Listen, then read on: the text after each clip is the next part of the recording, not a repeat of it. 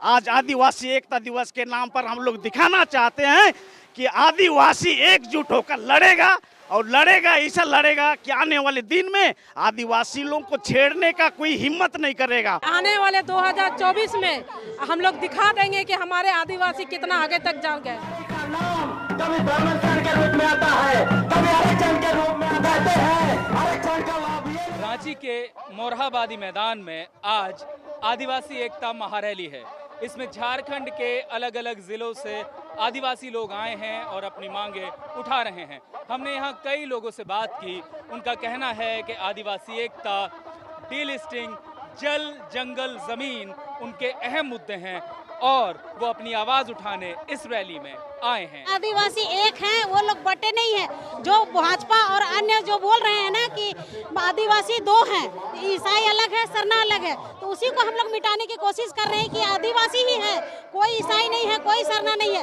आदिवासी सिर्फ एक है और उसी एकता का परिचय देने के लिए ये महारैली हुआ है। बहुत डिस्क्रिमिनेशन होता है आदिवासियों के साथ कि तुम नीचे जाति के हो तो फिर मतलब अच्छे से ट्रीट नहीं किया जाता है। जो आदिवासी एकता को तोड़ने का प्रयास किया जा रहा है केंद्र सरकार के द्वारा, मैं उसके समक्ष में अपना समर्थन इतने सारी जनता के सामने दिखाना चाहता हूं। दूसरी मेरी अभिलाषा यह है कि जो 2 करोड़ की जो हमारे साथ जॉब देने की बात कही गई थी वो आज तक नहीं हो पाई है। मैं पिछले 5 साल से अपने मेहनत पर हमेशा एग्जाम देना पर मेरा कोई जॉब का कोई ठिकाना नहीं है। तो हमारी सरकार जो 2 करोड़ जॉब की बात की थी वो कहाँ चल गई। हमारे नेबरिंग स्टेट छत्तीसगढ़ में रिसेंटली सहदेव जंगल को बुरी तरह से तहस नहस किया जा रहा है। आदिवासियों की संस्कृति जल, जंगल, जमीन है और हमारा परदादा दादाओं द्वारा इसे बचाकर लाया जा रहा है और अचानक से यह आता है कि इसे तोड़ दिया जाए या फिर तहस नहस कर दिया जाए, ये गलत है।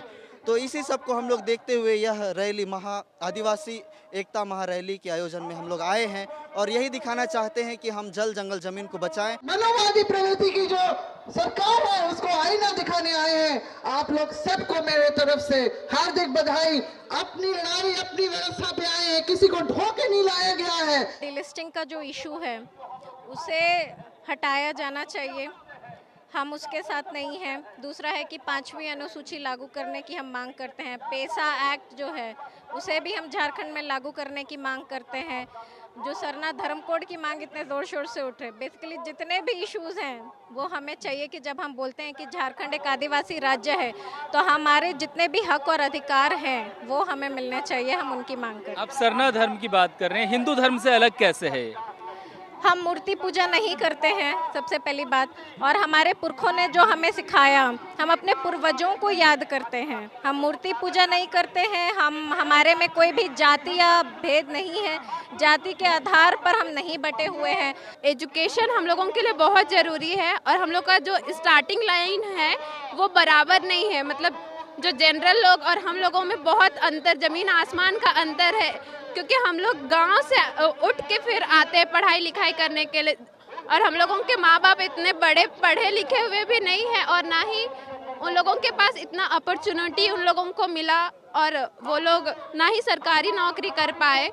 लेकिन हम लोगों को वैसा मौका मिलना चाहिए ताकि हम लोग अच्छे से पढ़ाई लिखाई कर पाए। हम लोग बहुत दिनों से हम लोग यही देखते आ रहे हैं झारखंड में किस तरह से हम लोग के आदिवासियों को तमाशा बना के रखा है यहाँ के जो भी आरएसएस और बीजेपी ने। और उन लोग समझता है कि आदिवासी लोग कमजोर है और जब से हेमंत सरकार की बनी तब से किस तरह से षड्यंत्र रचा जा रहा है सरकार को गिराने के लिए। और आदिवासी इसलिए चुपचाप रहते हैं तो उन लोग यही समझता है कि आदिवासी लोग कमजोर वर्ग के लोग हैं। और आज आदिवासी एकता महारैली में हम लोग यही दिखा दे रहे हैं कि आदिवासी हम लोग बटे हुए नहीं हैं, एक हैं। और हम लोग आज आदिवासी एकता दिवस के नाम पर हम लोग दिखाना चाहते हैं कि आदिवासी एकजुट होकर लड़ेगा और लड़ेगा, ऐसा लड़ेगा कि आने वाले दिन में आदिवासी लोगों को छेड़ने का कोई हिम्मत नहीं करेगा। झारखंड में राजनीतिक हलचल तेज है और अब से कुछ महीने बाद लोकसभा चुनाव भी हैं। ऐसे में झारखंड में आदिवासियों ने ये महारैली कर अपनी आवाज उठाने की कोशिश की है।